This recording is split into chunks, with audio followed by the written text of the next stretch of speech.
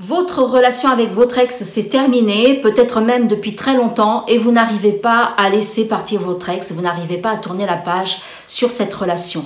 Eh bien, j'ai 4 clés à vous proposer aujourd'hui pour vous aider justement à faire le deuil sur cette relation et à tourner la page définitivement. Si vous voulez les connaître, je vous invite à rester jusqu'au bout de la vidéo.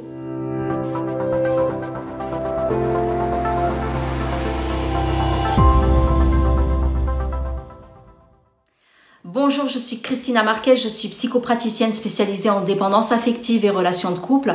Je suis également l'auteur des livres Confidences d'une ancienne dépendante affective et Confidences d'une célibataire épanouie. Je vous mets le lien sous cette vidéo si vous avez envie de vous procurer mes livres. Eh bien oui, vous êtes très nombreuses à vivre cette situation. Moi-même, j'ai vécu cette situation et donc bien évidemment, j'ai travaillé dessus et j'ai cherché les clés qui m'ont moi aidé à me libérer de ces relations-là. Et bien aujourd'hui, j'ai envie de vous les partager. La première clé que je vous suggère, que je vous invite à aller regarder si elle est valable pour vous dans cette situation, c'est le fait d'aller voir s'il y a encore de la colère dans cette situation-là. Est-ce qu'il y a de la colère encore vis-à-vis de votre partenaire et vis-à-vis de vous-même? Souvent, quand il y a de la colère vis-à-vis du partenaire, il y en a vis-à-vis de soi.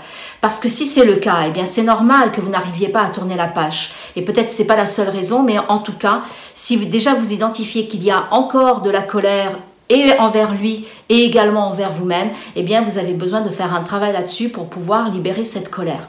Ça, c'est la première clé. La deuxième clé, c'est d'aller vérifier si vous vivez de la culpabilité par rapport à cette situation.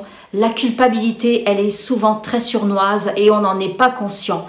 Et c'est ce qui fait que souvent une situation se répète, c'est parce qu'on vit cette situation-là avec de la culpabilité qui est souvent inconsciente. La culpabilité, elle peut se présenter de telle sorte que, par exemple, vous vous dites que vous auriez dû faire telle chose, vous n'avez pas fait assez. Depuis la séparation, vous avez découvert telle et telle clé que vous n'avez pas su appliquer dans la relation à ce moment-là et que vous avez des regrets par rapport à ça, que vous pensez que si vous l'aviez fait, vous auriez pu éviter la séparation. Ça, c'est de la culpabilité. Donc, il faut apprendre à vous libérer de cette culpabilité parce que il faut déjà accepter l'idée que si la relation s'est terminée, tout ce que vous avez appris par la suite n'avait rien à voir avec cette relation. Ce qui devait arriver dans cette relation s'est produit et quoi que vous auriez fait n'aurait rien pu y changer. On a besoin d'apprendre à composer avec ce que la vie nous envoie et à aller de l'avant dans le sens où il n'y a pas de regret à avoir parce que chaque relation vient nous enseigner quelque chose et on a besoin d'apprendre à intégrer cette leçon. Et souvent, dans cette leçon, c'est l'apprentissage du détachement. Je vais y revenir dans une autre clé après. La troisième clé que j'ai envie de vous amener à conscientiser, c'est d'aller vérifier en vous s'il n'y a pas une part de vous qui trouve un certain compte à vouloir vous accrocher à cette relation et donc à cet ex-partenaire. En fait, il y a peut-être une partie de vous qui n'a aucune envie de le laisser partir. Donc, vous ne pouvez pas vous mentir à vous-même par rapport à ça.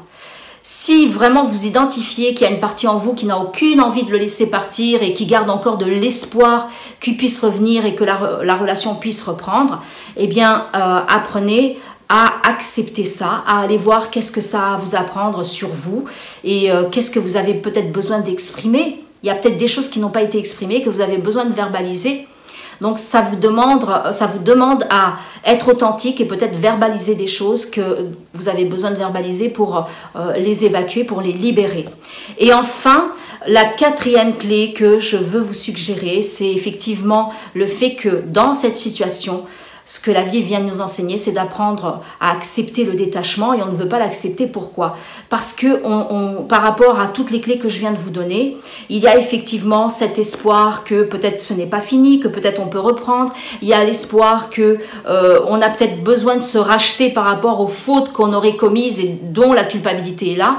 Mais dans cette quatrième clé, ce que je veux vous amener en fait à conscientiser et à prendre en considération, c'est que quand vous êtes entré dans cette relation, vous y êtes entré à un moment où cette personne était votre miroir. Et pour ceux et celles d'entre vous qui ne comprennent pas ce que je veux dire par le fait que votre partenaire était votre miroir à cet instant-là, au moment où il est entré dans la relation avec vous, je vous invite à regarder la vidéo que j'ai faite sur le miroir, qui s'intitule « Votre partenaire et votre miroir ». Je vais vous mettre le lien ici. Vous allez comme ça comprendre en fait ce que veut dire la relation du reflet et du miroir miroir avec le partenaire. Et donc, à ce moment-là, quand cette personne est entrée dans votre vie et qu'elle est entrée en relation avec vous, cette personne était votre miroir à cet instant-là. Entre-temps, vous avez cheminé ensemble et puis cette relation vous a amené en fait à découvrir des choses sur cette personne. Lui, il a découvert des choses sur vous et peut-être que vous avez identifié qu'il y avait des aspects chez cette personne qui ne vous correspondaient pas. C'est ok. Eh bien, parfois, la relation vient nous démontrer que à travers ce qui ne nous convient pas chez le partenaire, on peut identifier quels sont nos besoins. Et ce n'est pas parce qu'on les a identifiés grâce au fait qu'on ne correspond pas à cette personne et que cette personne ne nous correspond pas, ça ne veut pas dire qu'on a le pouvoir d'amener l'autre à changer pour qu'il nous corresponde.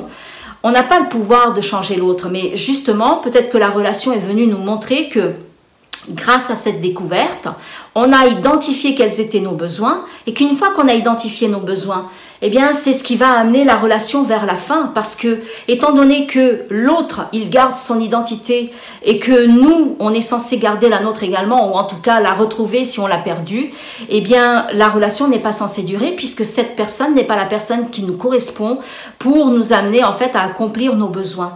Donc, la vie est très intelligente, elle amène la relation à se terminer à ce moment-là, dans le sens où, à ce moment-là, vous êtes censé avoir identifié ce que vous voulez et cette personne ne représente donc plus votre miroir. Par conséquent, le seul moyen de pouvoir continuer à évoluer chacun de votre côté, et puis pour pouvoir évoluer également de manière saine dans une relation, c'est d'accepter que la relation s'arrête et que vos chemins se séparent. Et le meilleur moyen d'accepter que la relation s'arrête, eh bien, c'est de vivre la rupture dans l'harmonie et dans la paix. Parce que vous savez, la manière dont on termine une relation, elle a un impact très important sur la prochaine relation que vous allez vivre. Donc, si vous terminez la relation dans le conflit, dans la haine et dans la rancœur avec cette personne et que vous n'apprenez pas à la libérer et à aller faire un travail qui peut vous amener à vous apaiser par rapport à cette personne et à cette relation, eh bien, vous allez transporter tout ça dans la prochaine relation et vous n'allez faire que répéter ce que vous n'avez pas résolu dans la précédente relation. C'est ce qui fait aussi que parfois, la raison pour laquelle on n'arrive pas à tourner la page sur cette relation et qu'on a l'impression que ça traîne, eh bien, c'est parce que ce travail de nettoyage n'a pas été fait dans cette relation et comme la vie est très intelligente, eh bien, elle ne nous rend pas disponible pour une prochaine relation puisque le travail n'a pas encore été fait et que c'est peine perdue de rentrer dans une nouvelle relation alors qu'on n'a pas résolu les conflits qui étaient dans la précédente relation et qu'on n'a pas fait de nettoyage pour aller apprendre à s'aimer soi-même et à aimer l'autre. Donc par conséquent, dans la prochaine relation, eh bien, vous n'allez pas rentrer en relation avec déjà une nouvelle base et un amour qui est le plus possible inconditionnel. Donc vous voyez, la clé fondamentale, c'est de vous enseigner que vous avez besoin d'apprendre à accepter le détachement en comprenant que quand cette personne est entrée dans votre relation, quand cette personne est entrée dans votre vie, en relation avec vous-même, elle était à ce moment-là votre miroir et grâce au cheminement que vous avez fait ensemble et grâce à toutes les situations que vous avez identifiées et à ce que vous avez appris dans cette relation, eh bien, à un moment donné, si la relation s'arrête, c'est parce qu'à ce moment-là, vous n'êtes plus le miroir l'un de l'autre. C'est la raison pour laquelle la vie vous invite à accepter le détachement et à fermer la porte sur cette relation et à vous laisser guider vers une nouvelle relation, d'abord déjà avec vous-même, pour ensuite pouvoir cheminer dans une relation saine avec quelqu'un d'autre. J'espère du fond du cœur que cette vidéo vous a apporté de la clairvoyance et que ça va vous aider à enfin tourner la page définitivement sur ce partenaire-là et que ça va vous aider à vous libérer. Si cette vidéo vous a été utile, eh bien, je vous invite tout simplement à cliquer sur le petit pouce bleu pour la liker. Je vous invite également à la partager un maximum autour de vous, surtout aux personnes que vous pensez que cette vidéo peut être utile. Et moi, je vous donne rendez-vous très rapidement pour une prochaine vidéo. Prenez soin de vous. À très vite.